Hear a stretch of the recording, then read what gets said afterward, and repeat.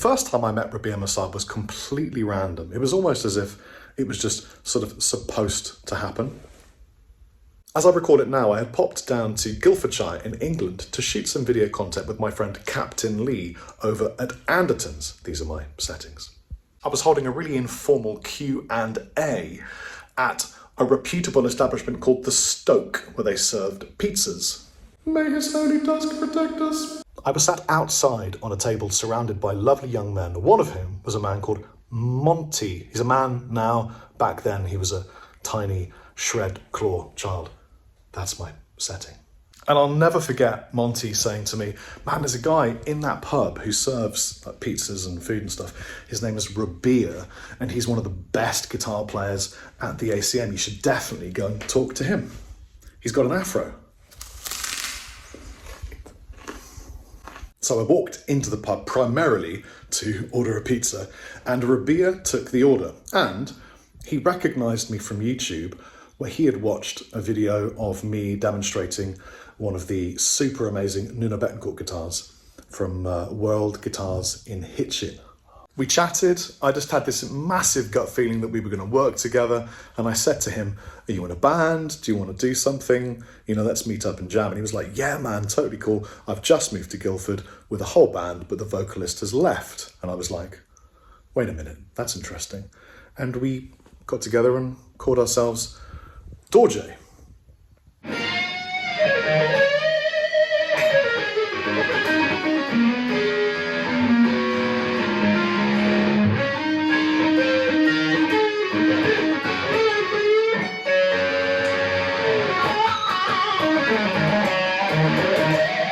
Four EPs and I think it's 8 tours later. We shelved Dorje because Ben had lots of children, I had lots of children, Robia had lots of business kicking off, and Dave now had a full-time job working for Chapman Guitars.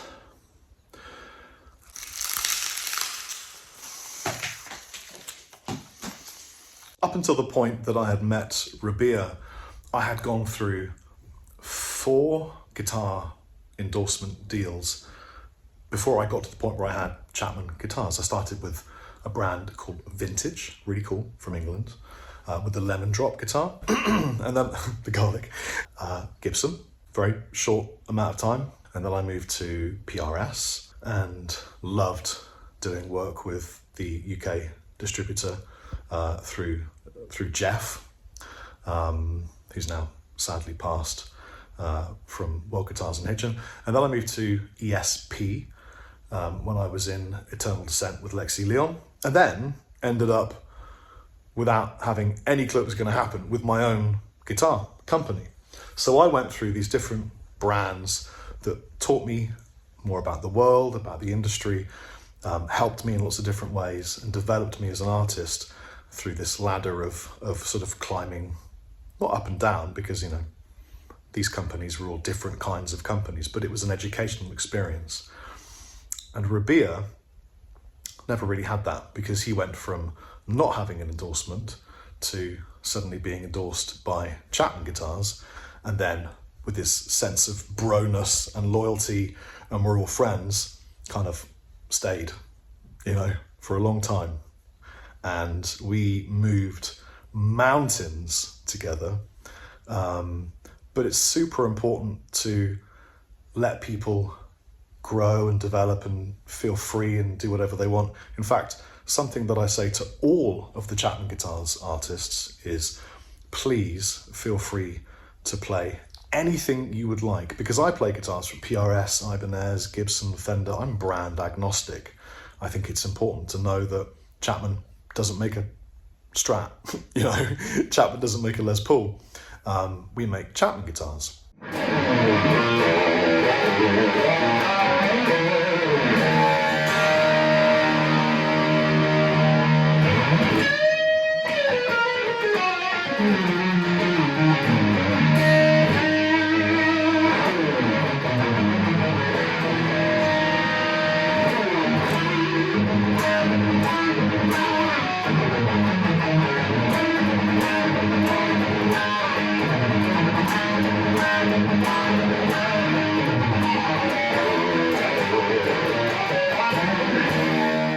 I'm really happy for Rabea.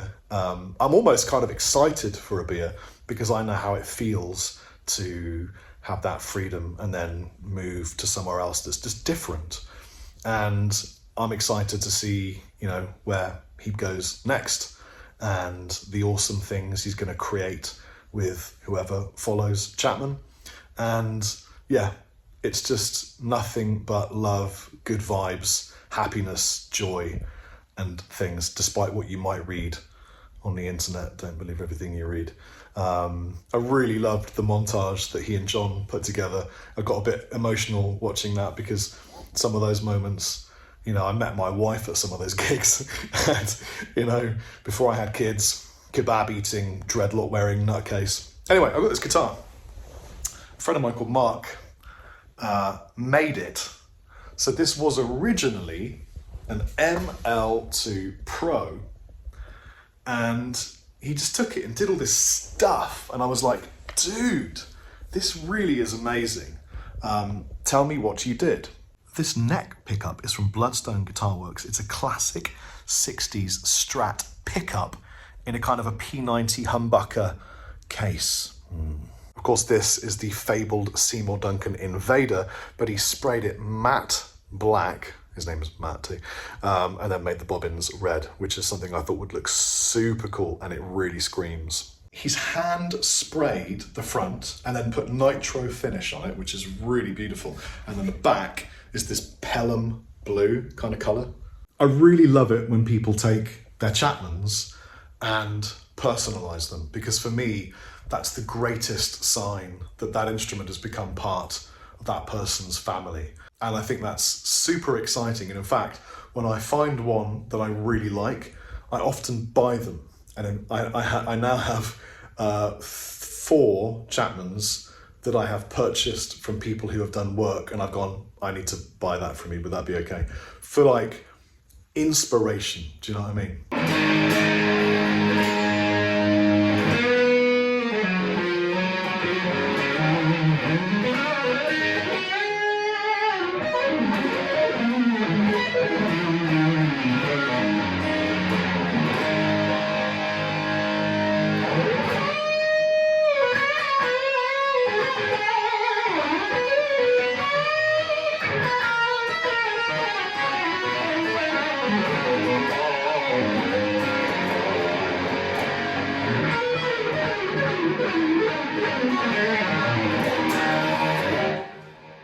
We also have an influx of new artists and new signature product for the incredible Chris Robertson of Blackstone Cherry, Diego from Lacuna Coil, and Peter Honore from My Heart. Really amazing, but quite confusing. Anyway, I super hope you've enjoyed today's video. If you did, please press the like thing, smash the subscribe button, talk in the talking box, and also wish Robia good luck and congratulate him on the next part of his, what I'm sure will be an awesome journey. Take it easy. Chappers out.